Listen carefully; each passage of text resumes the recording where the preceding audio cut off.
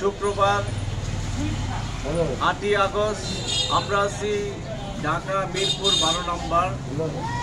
আমরা কমিটি কাজ সম্পূর্ণ করেছি। কমিটি সভাপতি নির্বাচিত হয়েছেন আবুল কালাম ভাই, তারপরে সাধারণ সম্পাদক নির্বাচন হয়েছেন মোহাম্মদ মনিরুল ইসলাম রিয়াদ। তো আমরা পুরো দেশব্যাপী কমিটি করতেছি। আমাদের লক্ষ্য উদ্দেশ্য একটা দুর্নীতি বিরোধী আইন পাস করব, ঠিক আছে। আমরা নির্বাচন চাই না, আমরা আগে চাই আমাদের দুর্নীতি বিরোধী আইন পাস হবে, তারপর নির্বাচন হবে। কারণ আমরা দেখছি অনেক নির্বাচন দেখছি, কিন্তু আমাদের সাধারণ মানুষদের ভাগ্যের কোনো পরিবর্তন হয় না। ঠিক তাই আমরা চাই আগে দুর্নীতি বিরোধী আইন পাস হোক, তাহলে দেশে যারা এই রাজনীতি করতে আসবে কি তাহলে আগামীতে আমরা সুন্দরভাবে জীবনযাপন করতে পারবো।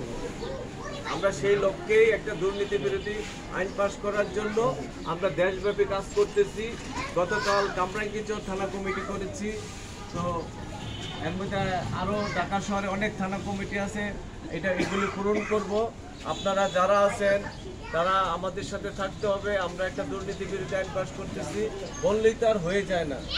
53 বছর ধরে রাজপুরুষেরা রাজত্ব করে আসছে, আমাদের জনগণের জন্য কেউ ভাবে নাই। সবাই নির্বাচনের আগে বলছে একটা, কাজ করেছে আরেকটা।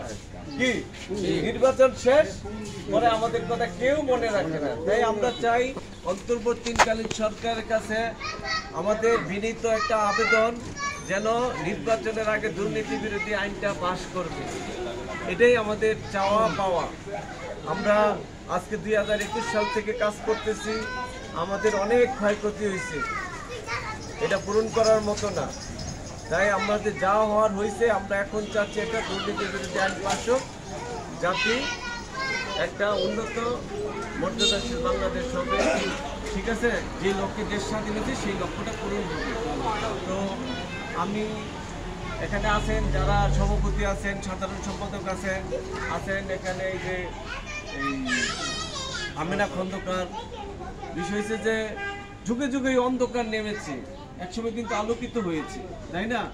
যারা যত বেশি অন্যায় অত্যাচার করে ঠিক ততটাই ধ্বংস হবে। এটা থেকে কিন্তু কেউ রক্ষা পায় না। কি শুনছেন? রক্ষা পেয়েছে দুদিন আগে আর পরে, কিন্তু এই বাংলাদেশও ঠিক হয়ে যাবে।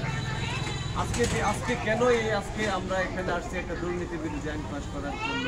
আজকে 5টা বছর ধরে আমরা এই কাজটা করতেছি। কেন আসবো?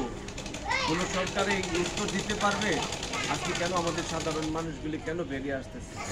একটা দুর্নীতি বিরোধী আইন পাস হলে, এই যে স্বাধীনতার পর থেকে যে বাংলাদেশ থেকে অর্থ পাচার হয়েছে 20 থেকে 25 লক্ষ কোটি টাকা, দেশের ভিতরে 97 লক্ষ কোটি টাকা মজুত করে রেখেছে লুটেরা। এগুলি উদ্ধার করা দরকার না? এগুলি উদ্ধার করে কৃষক, শ্রমিক, হকার, বেকার, ছাত্র সবাইকে ঋণ দিতে পারলে বাংলাদেশের চিত্র পাল্টে যাবে। তো আমি বক্তব্য দীর্ঘায়িত করব না, কারণ এখানে আরও আছেন, সবার মতামত নিব যে আগামীতে আমরা কিভাবে কাজটা ত্বরান্বিত করতে পারবো। সেই লক্ষ্যে যারা আছেন সবাই বক্তব্য দিবেন। ভালো থাকেন। আসসালামু আলাইকুম।